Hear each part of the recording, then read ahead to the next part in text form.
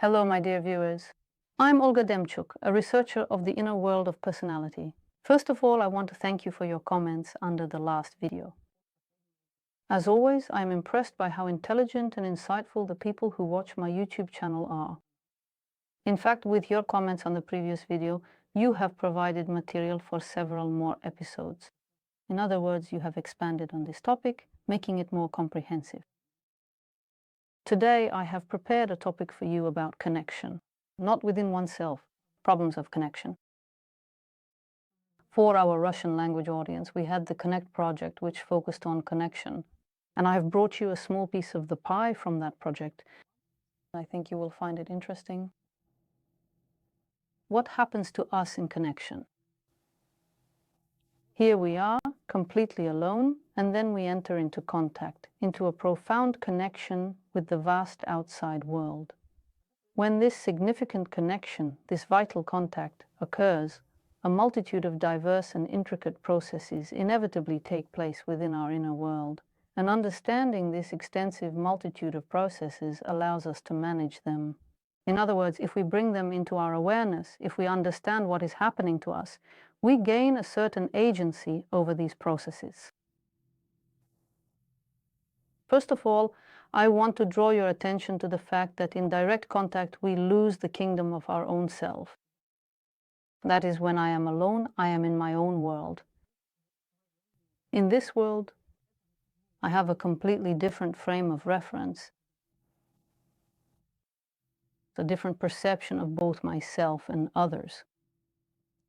But as soon as an external reality appears with which I need to interact, I lose this kingdom of my own self, my world.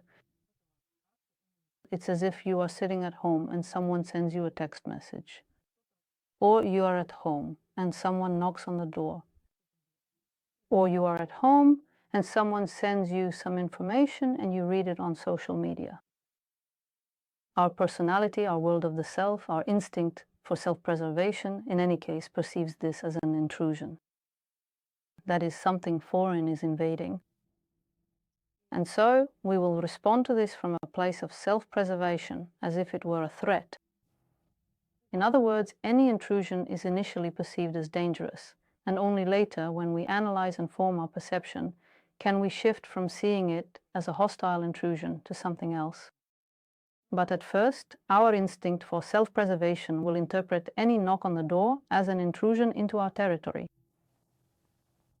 When we come into contact with other people, for example, when I join a group, a community, or a society, at that moment, we instantly lose the status of being the god or ruler of our own world. That is, when we are alone, our personal world seems universal, as if it extends over everything, and we experience a sense of boundlessness.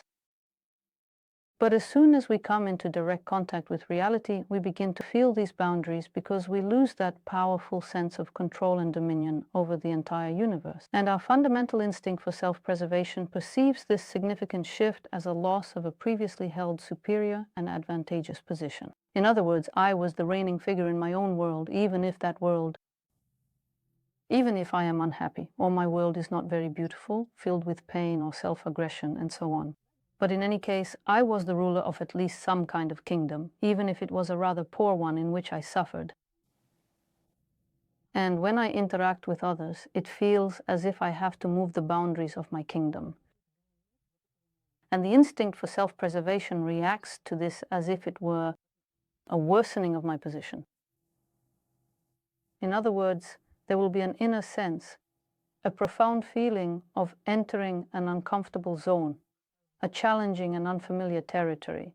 And those individuals, those very people who try to make contact, to establish a connection while completely ignoring this inherent risk, this potential danger, in their desperate attempt to ignore it, they are effectively breaking contact with their true and authentic real self. That is, the real self, protected by the instinct of self-preservation, becomes anxious and afraid.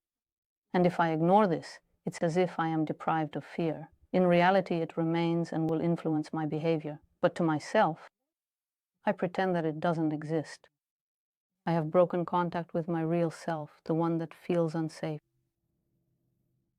Breaking contact with the real self is accompanied by a break in contact with reality. That is, without my real self, I cannot interact directly with reality. In this contact, I enter into 3 modes. Now, as I describe these modes to you, try to, first and foremost, of course, recall yourself in these modes. And if you can't recall yourself, since our memory tends to erase unpleasant memories, then try to find people who could serve as examples for such a demonstration. So there are 3 main modes. The first mode is the mode of communicating from a burrow. This is when a person comes to a group, but it's as if they're not really there with them. A person narrows their vast inner world down to a burrow and sits there, watching everyone from it. Those who have had pets have surely seen them in a state when they hide under the sofa, under the bed, or somewhere else. Whether it's out of fear of punishment or for some other reason, they sit there, alert and cautious. In other words, it's as if the person drops out of the group, out of context, out of the flow of events. But this withdrawal is filled with anxiety. Just like an animal that has hidden under the sofa, constantly monitoring its surroundings, looking at everything with a sense of paranoia and suspicion, always expecting either an attack or something else to happen. So, in fact, there is no realistic perception of what is happening. A frightened beast is perceiving a dangerous and often hostile world from its precarious hiding place. People who are unfortunately in this particular group will also inevitably get a profound sense of insecurity, and they will often look at him quite strangely, because this individual really does look very much like a cornered, vulnerable animal desperately hiding under the sofa, seeking refuge and safety. Inside, the person feels afraid, convinced that they are weak and fearful, but on the outside, they appear like a predator watching its prey. And a person who does not express themselves, who remains silent, instantly triggers self-preservation instincts in others, because if someone doesn't show themselves, I don't know who they are, and so they seem dangerous in advance, they are unclear. The unknown is, by definition, uncontrollable. And here, it's important to understand the difference between what I feel inside my own burrow and what people see from the outside.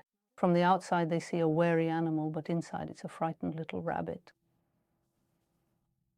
And people who don't understand how they appear to others can't comprehend why people treat them the way they do. Staying confined within the burrow always means patiently waiting for someone to specifically call me, to graciously allow me to come out into the open, to directly address me with an important question, to kindly ask me something, to truly pay attention to me. In other words, it's as if I can only leave this state of a wary animal through an outstretched hand, a kind, welcoming hand. So it's as if the person is constantly waiting to be called upon. Some people remain in this burrow mode their entire lives. They are always waiting to be called, always on the defensive, though it seems to them that they are not afraid. The second mode is the state of numbness. This is when a person, once again ignoring the same anxiety, in the first case, it drove them under the couch into a burrow, but in the second case, the person cannot withstand their own emotions. And they can't handle them because they reject them. They're not used to dealing with their feelings, not used to paying them any attention. As a result, they freeze up, become emotionally numb. And this kind of behavior from the outside looks like puppet-like behavior. That is, the person seems a bit like a tense robot who, even in their body, you can sense this tightness, this metallic quality. And in this frozen state, there is also no real contact. There is neither connection from the burrow nor from the frozen state. Because the person is not actually living through these events. They is defending themselves from their own feelings. That is, at this moment, it feels as if the feeling is attacking, just as it does in the burrowed state, by the way. There too, the feeling attacks, but since I don't identify this threat I mentioned, the worsening situation, the anxiety, it seems to me that it's people who are dangerous. In other words, I myself generate this sense of danger. People seem dangerous. And in the frozen state, I also don't understand where this tension comes from. But because I don't acknowledge it, it also seems foreign and dangerous to me. So I freeze up and switch to a mode of control. That is to say, I'm not truly in my emotions, not deeply in my thoughts. I've completely abandoned my living, breathing body, my authentic living self, and I'm operating in a formal, rather detached manner. And outwardly, it's like a robot, very short phrases. There's no depth, there can't be any sense of humor. Everything is automatic, all formal. And when you interact with someone like that, you can clearly tell that they don't really see you. If when I'm in my shell, I devour others with my eyes, here it's as if I'm in a state where not only am I looking myself, it's like I'm not only watching the unfolding series, but also actively playing the role of some character within it, not a truly living person. The third significant behavioral option is actively seeking status. Here, the individual is no longer hiding in their protective shell. They're certainly not frozen. They're reaching out to genuinely connect. And this reaching out is quite intense, very intense indeed. In fact, the person is effectively seizing power. If the first two cases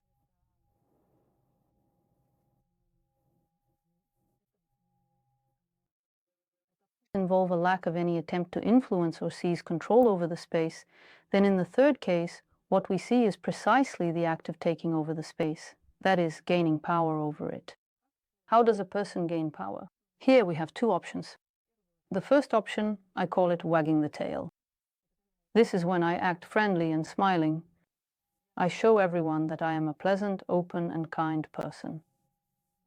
But this excessive tail wagging, here, it's important first and foremost to admit to yourself when you're doing it, because there's no point in wagging your tail when you're not afraid. And when other people wag their tails, you shouldn't take it as particularly sincere behavior. The person is scared, they've switched into this mode, and they're trying to seize power. And I'm not sharing this information so that you can feel superior to those who wag their tails.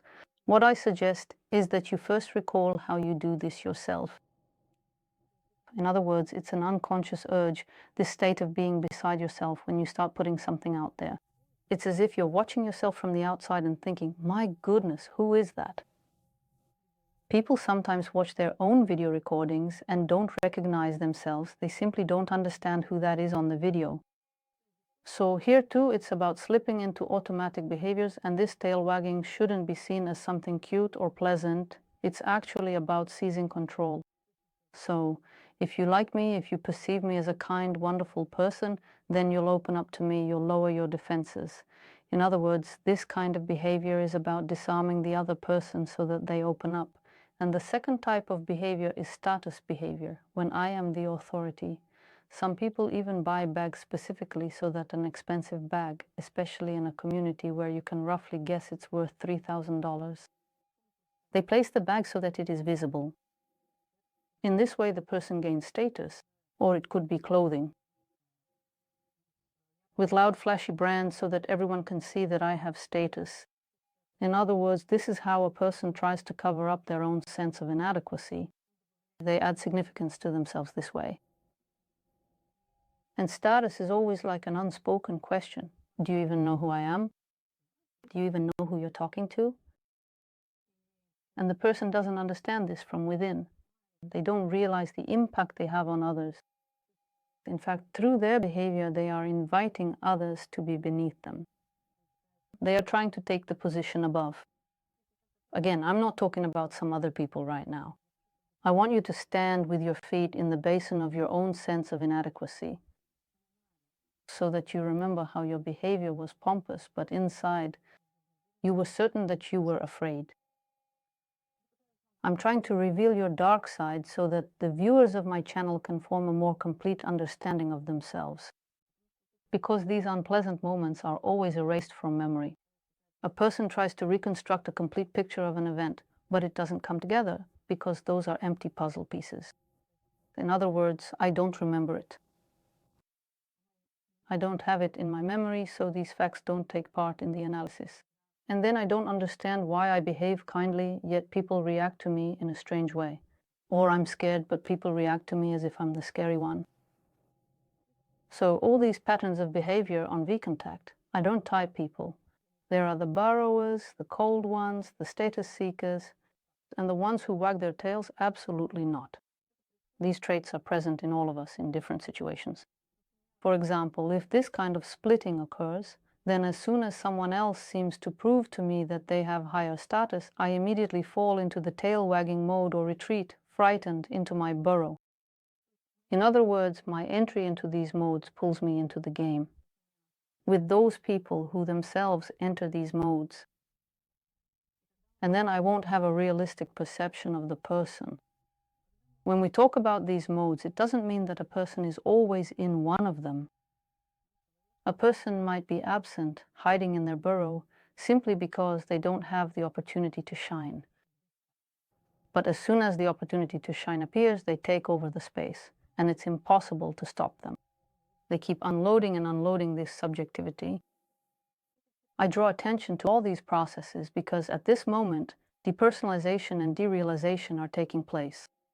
In other words, the connection with the real self is lost, and that connection is only possible through contact with external reality. So when we talk about losing contact with the real self, it means losing touch with one's real self. I have already become a character, or I am a frightened cat under the sofa, or a woman putting on airs, or a woman who wants to be liked. We also like this mode of wanting to be liked. For example, when a blogger looks into your eyes and tells you that you are good, at that moment we immediately gain a sense of status.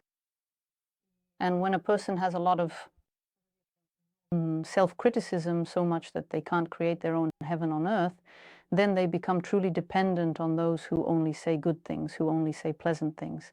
And that's why, for example, bloggers like me, who reveal the dark side, are seen as some kind of guides to hell. It's a kind of hell, but these are just our aspects. And this helps to form a more realistic understanding of oneself.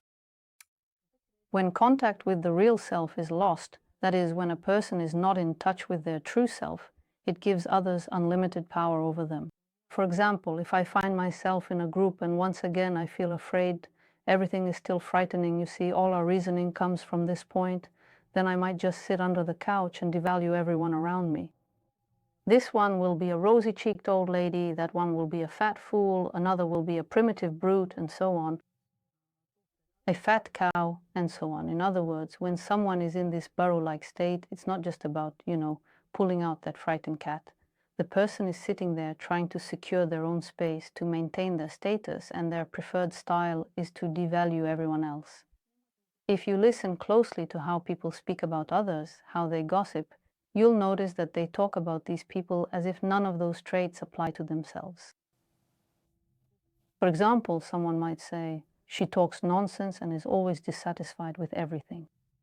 In order for me to say it in that tone, talks nonsense, always dissatisfied, I have to erase from my memory the fact that I also talk nonsense, that I too am dissatisfied at times.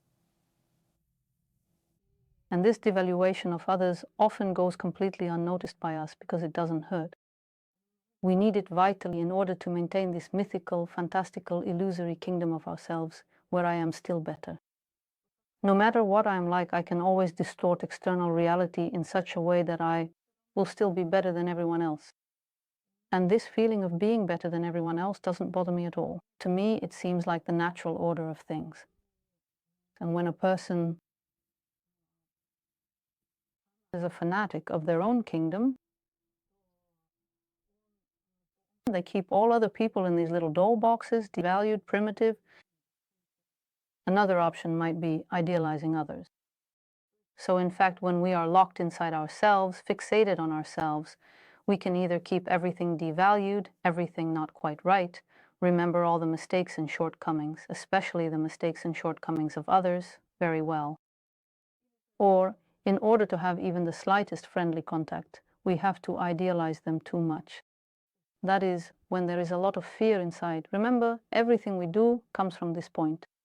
Then, in order to establish at least some kind of contact, so that they are not complete enemies, I have to stop seeing them as they are, and they become excessively idealized people. Excessively idealized people are those who end up disappointing us, or in front of whom we open up too much, become overly exposed. The dream of anyone in a relationship is to feel relaxed. No, to really say everything you truly want, not to be afraid and so forth. But if a person is afraid, it's as if they are constantly in danger. In other words, the other person is not distinguished. For example, with this person, you can discuss one thing, and with that person, something else. And with this one, it's better not to say anything. And all of this is complicated. We want to find that special someone with whom, in a relaxed interaction, we can say any nonsense that comes to mind. So, I want to draw your attention to the fact that our contact with the outside world determines how appropriate we are, how well we can cooperate with reality. If we lack this contact, we won't be able to cooperate. We'll just be acting out our own play, simply performing it on some stage. And this contact with reality, with appropriateness, is only possible if I have real contact with myself. If I don't have my real self, and instead I'm this idealized version who's diagnosing everyone here, some people even study psychology just to diagnose everyone, thinking they're the smartest one among you all. You're all sick fools, and I'm the smartest one. Or for example, this sense of superiority, or a person falls into a state of complete worthlessness. But this complete worthlessness exists only on the inside. On the outside, something entirely different will be projected. People will perceive it differently. Beyond all these nuances, there will be depth in the contact. This is the depth of psycho-emotional contact. I think you know of a situation when someone is talking to you and you realize that they truly hear you. They ask you genuine questions in a sincere way, and they remember what you've previously told them before. It feels so good because we understand that we are seen, we are heard, we are remembered, we are deeply valued. This feeling of being valued comes from being seen as our authentic, real selves. But we ourselves are often not very willing to take a genuine interest in others, to truly listen to someone else. We tend to approach things as consumers. You listen to me, I'll tell you all about myself and unload my problems. But when you start telling me something, I just want you to finish quickly so we can get back to me again. It seems that some people say, well, that's exactly what I want, for people to listen to me, and I don't listen to anyone. But you won't be able to achieve anything meaningful that way. If there's no real contact with reality, there can be no true fulfillment. And a person who doesn't want to leave the kingdom of themselves is like barren soil. It's like pouring water onto land where absolutely nothing grows, no matter how much you pour. In this state of not wanting to take an interest in others, to listen, to understand your own fears, to recognize these patterns, try not to communicate while in these patterns and attempt to do things differently. All of this gives rise to peace within yourself. In other words, you remain exactly as you were. You won't be able to take in anything new from the world. Even if you study, read, or communicate, it just doesn't sink in. It simply doesn't sink in. Everything stays just as it is. Personality does not evolve. All of these various modes that I have mentioned, it would be very helpful to carefully observe them. So when I realize that I will definitely feel fear in contact, that I am about to slip into a certain mode, I have the opportunity to talk to myself.